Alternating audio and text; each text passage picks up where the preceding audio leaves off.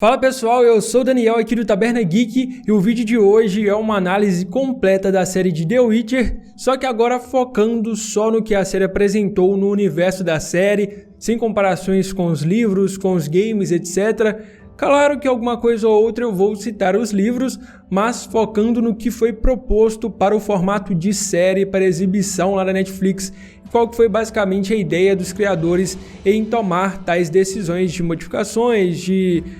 direcionar os personagens para um outro sentido. Eu vou estar comentando aqui, até porque, como eu citei na análise passada, a série ela não se preocupa mais com a questão de adaptação e está buscando o seu próprio caminho. E eu acho que essa segunda temporada foi um recado claro que os produtores e os criadores da série deixou, e é até bom já fazer isso de uma vez, porque já faz com que os leitores, a galera até dos games mesmo, vai assistir lá as outras temporadas, as temporadas seguintes, com uma visão só de série. E até um pouco para me redimir um pouco com o público da galera que está só assistindo a série, porque na análise passada eu dou minha opinião meio que fazendo um comparativo entre série e livros, e por isso teve muitos pontos negativos, para falar a verdade, que eu acabei ressaltando lá, e aqui tendo uma visão só do universo série, que eu até gostei de alguns modos, né, que eles lidaram com algumas situações, e por isso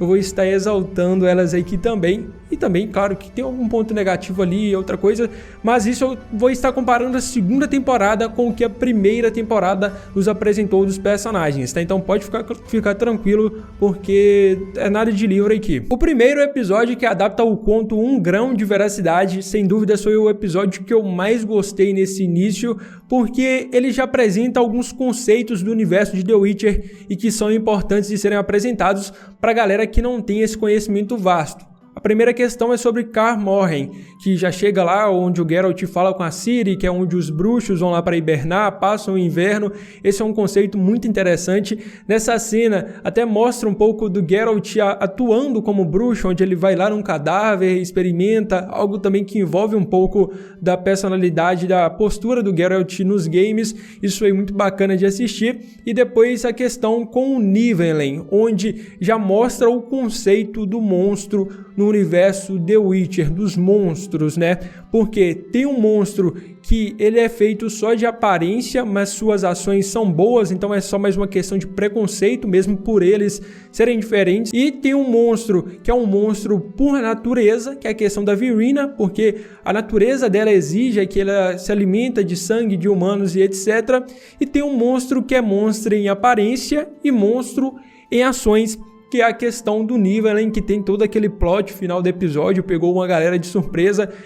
A forma que eles encaixaram aquilo também foi muito bem feito, e por isso Um Grão de Veracidade foi um episódio sensacional. Além de trazer o conceito de Lara Dorren, porque quando o Nivellen vai mostrar uma apresentação lá para Ciri, fala de uma elfa que se apaixona com um humano que é um feiticeiro, e a história de Lara Dorren, que conta muito sobre a origem de Ciri, do sangue, da linhagem de Ciri. Então, se vocês quiserem, comenta aí que eu faço um vídeo comentando sobre o que é a Ciri, essa questão aí de genética, né, até a chegada do que se formou a Ciri como pessoa, entre outras questões. Deixe seu comentário que quem sabe eu faço um vídeo explicando sobre isso. E temos o segundo episódio, Kaer Morhen, que fala aí sobre os bruxos, apresenta os bruxos para a série, é onde mudou a personalidade de um personagem bem importante para a galera dos games e dos livros, que é o Eskel, mas trouxeram uma certa justificativa para isso. Apesar de eu não ter gostado, outras pessoas não terem gostado,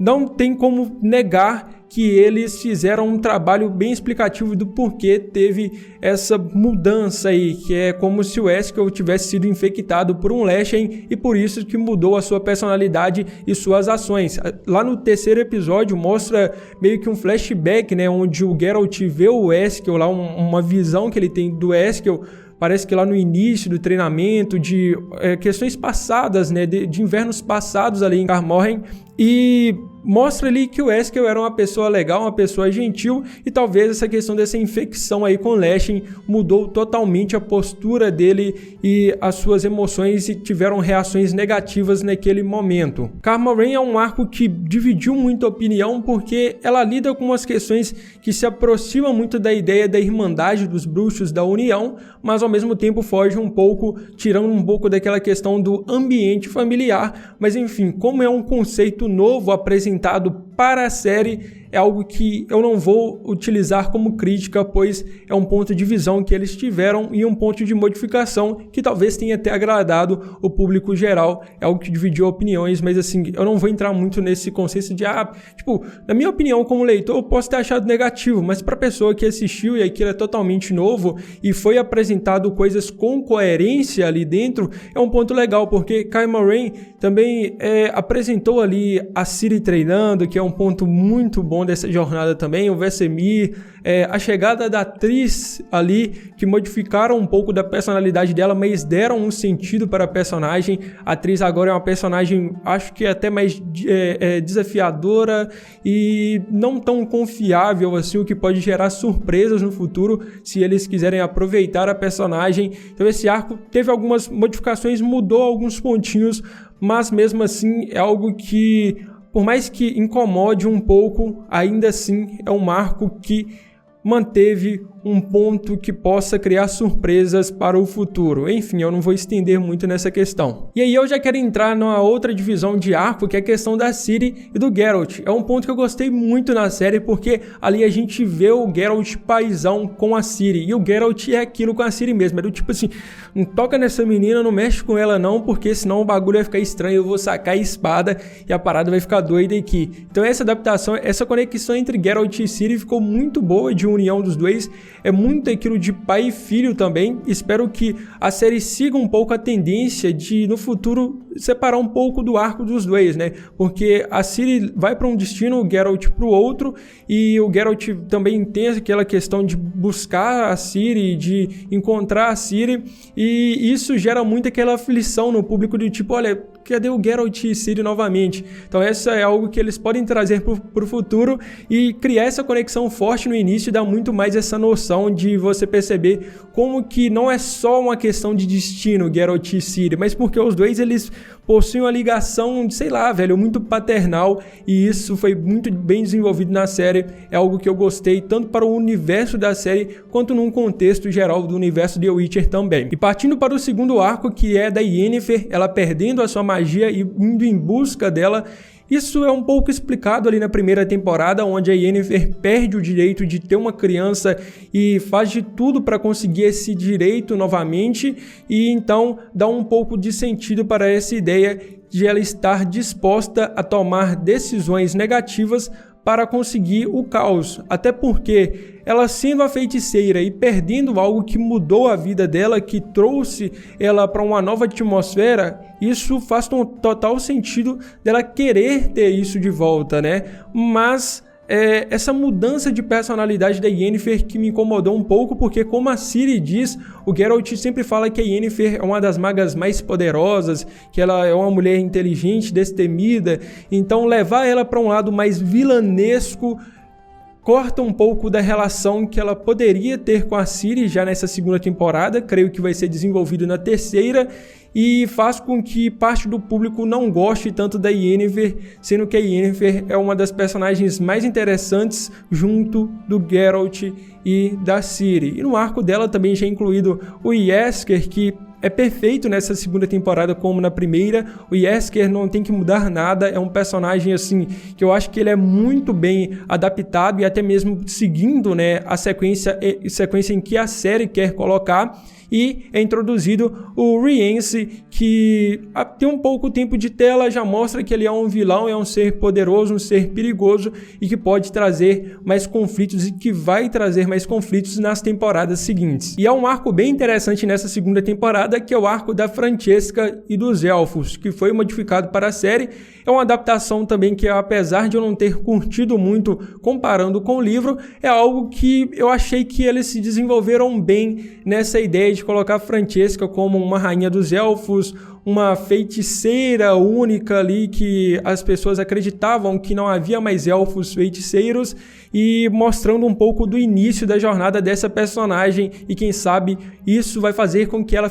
se torne uma figura bem mais importante, mais interessante lá na frente. O ponto mais negativo que eu vi desse arco foi colocar os elfos como os coitadinhos, como eles não tendo força nenhuma, né? Porque é algo agora meio que já fazendo um comparativo com os livros, eu queria fugir disso, mas os elfos nos livros, eles são seres mais rebeldes, mais destemidos, estão prontos para a guerra, e aqui eles já são seres mais passivos, então é um ponto negativo que eu vi nesse sentido. Mas colocar a Francesca como essa figura principal em nome deles, junto lá do Filavandrel, foi um ponto legal. A questão também do filho dela também, que depois é assassinado, dá uma força maior para a revolta que os elfos vão ter lá na frente, porque além deles já sofrerem diversas discriminações, serem muitos injustiçados ali, pois eles foram um dos primeiros ou os primeiros seres a estarem nesse continente, agora são tipo assim tratados como lixos. Mas essa questão da morte do bebê elfo, que há muito tempo não tinha nascido um bebê nessa geração, e como mostrado na série, eles comemoram muito esse nascimento, traz uma justificativa forte para uma revolta futura, e esse é um ponto muito positivo e que ficou redondinho e explicado por questões que devem vir lá na frente, então já está muito bem explicado por agora, é um arco legal. A atriz da Francesca também gostei muito da postura dela, do desenvolvimento, é um ponto positivo aí que a série trouxe. E ao lado dos elfos temos a Fringilla e o Cahir. Eu gostei da Fringilla nessa segunda temporada, porque lá na primeira temporada a Fringilla é só aquela fanática que está ao lado de Nilfgaard, a chama branca,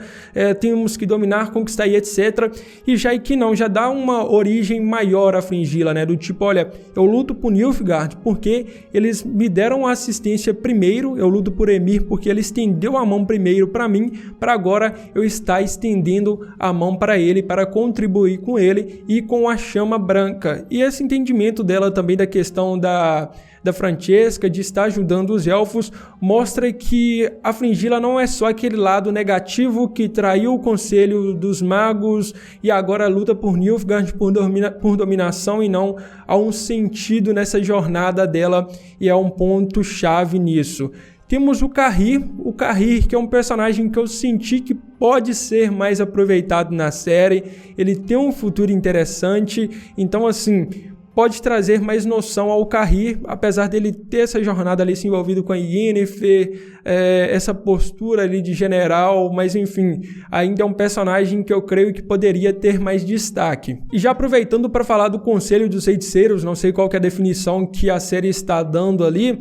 já mostra que há uma divisão ali dentro, uma divisão política, e isso é bom comparado às ideias de conflitos que podem ter lá na frente, pois temos uma divisão lá com Stregobor, a Tissaia, o Vilgefortz, então essa divisão é interessante para mostrar uma guerra política que existe dentro desse conselho, desse capítulo dos feiticeiros, e que espero que seja desenvolvida. Então já introduzi isso agora. A personalidade do Vilgefortz foi muito interessante, porque há um momento que mostra ele ali com a Tissaia, tranquilo, controlado, também nas reuniões, e depois, na hora que ele quer saber mais sobre a Ciri, já mostra um personagem explosivo, imprevisível, e isso é o Vilgefortz dos livros, e se trazer isso para a série, meu amigo, vocês vão conhecer um personagem que, ao mesmo tempo que você vai odiar ele, você vai pensar assim, esse cara é foda. E isso foi apresentado na série, adaptado de um modo muito bem feito. É um personagem que vale a pena. E se vocês que não leram os livros, fica de olho nele, porque ele traz uma áurea muito maluca para esse universo. E aí, já partindo mais para o final, temos a Voleth Meir, que é uma personagem nova criada, mas para explicar a questão da conjuração das esferas, que, como é mostrado na série, inicialmente eles acreditam que após a conjuração das esferas tudo se formou em uma esfera só, e a Voleth Meir é meio que uma porta para explicar que não, que existem outras esferas, e ali mostra a caçada selvagem, perseguição selvagem, tem dois tipos de nomes, né, para isso. Algo apresentado bem cedo na série, achei que poderia chegar mais à frente, é mais uma explicação para isso, entendeu? Uma explicação sobre a conjuração das esferas, é algo que vai ser apresentado com mais detalhes na série derivada. Se você não sabe, vai ter uma série derivada de The Witcher que mostra o início desse universo, e para mim essa foi mais uma jogada de estar fazendo essa conexão do que já é, né, o que eles já iam apresentar na frente de qualquer jeito, só que já criando uma ponte para essa série derivada. Voleth Meer, sei lá, achei um pouco estranho essa criação de um novo vilão para essa temporada, mas é entendível que é tudo para explicar um conceito geral do universo por agora, de uma vez, né? E nisso a gente entra na descendência da Ciri, uma descendência que é trabalhada e pesquisada pelo Istredd e o Codringer e o Fem. O Istredd é um personagem que teve uma realocação, ele é muito mais importante da série do que nos livros, e isso também foi bom, um ponto positivo. Acho que essa realocação do personagem cria mais uma figura interessante para a gente acompanhar nesse universo, uma figura que tem um papel importante e que vai ser essa base de entrada para o público geral entender o que é a Ciri e sua descendência. Como falei, depois eu consigo explicar mais sobre isso, só que o que a série já mostrou um pouco é a questão do sangue dela, que envolve o sangue élfico, Lara Dorren, também tem depois uma questão que eles devem entrar, a questão de Falca, entre outros, não sei se a série vai explorar sobre isso, porém, a descendência da Ciri é algo muito bom de se ver e a série já criou uma base e é difícil de entender, por isso criar essa base nessa segunda temporada foi correto e foi necessário. E aí temos o desfecho do episódio que eu curti muito, porque parece que ali ao mesmo tempo que eles fugiram muito da questão da adaptação, chega ali no primeiro episódio, eles juntam as coisas em um só caminho por conta dos acontecimentos que devem acontecer na terceira temporada, que é a questão de todos os complôs que vai ter. Já mostra ali o Emhyr que é o pai da Ciri. Nos livros a identidade dele é revelada só lá no último livro, porém é algo que eu pensei assim, velho, desde antes de lançar, né, não vai ter como segurar essa informação até lá o final da série. Eles vão ter que revelar agora, é praticamente impossível, senão vai ficar mostrando o cara só de costas ali. Essa revelação foi algo que tinha que ser feito mesmo, não tinha como ser evitado, então eu dou total razão para essa apresentação do Emhyr, da identidade dele já agora. O final também já mostra essa posição dele, ele assumindo que foi ele que matou o bebê da Francesca para trazer os elfos de volta a essa ideia de revolução. Como eu disse, os elfos é um povo de revolução, de montar cercos e coisas do tipo. E a questão também dele colocar a Fringilla e o Cahir a serem aprisionados é muito bom, pois também já leva, como eu disse, aos trilhos, porque aí, quem sabe, já leva a Fringilla de volta ao Conselho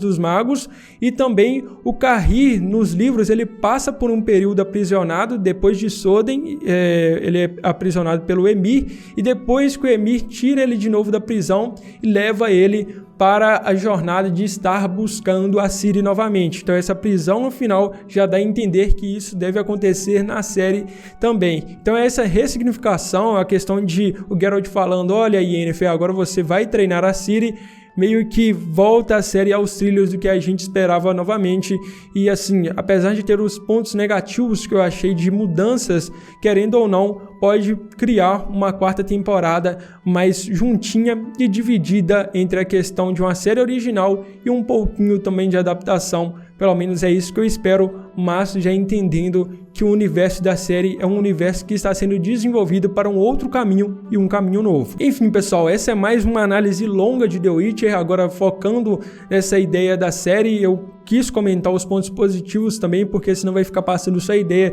que eu sou haterzão e 100% purista dos livros. É uma segunda temporada que para o público geral foi entendível, foi bem explicada e que foi boa em certo ponto. Para o público dos livros que esperava algo diferente, teve esses pontos negativos, só que resta agora todas essas pessoas refletirem o que é a série e entender que a série é um universo à parte, um universo novo com novas direções e que mesmo assim não significa que isso é ruim e que ela vai ser ruim, pode ter pontos positivos a se extrair disso. O vídeo foi esse, muito obrigado por sua visualização, se gostou deixe seu like, comente a sua opinião aí embaixo, se inscreva no canal e ative o sininho de notificações que eu vou trazer mais informações sobre The Witcher aqui explicando sobre esse universo. É isso, aqui embaixo está minhas redes sociais, dá uma seguida lá. Obrigado por sua visualização, tamo junto e fui!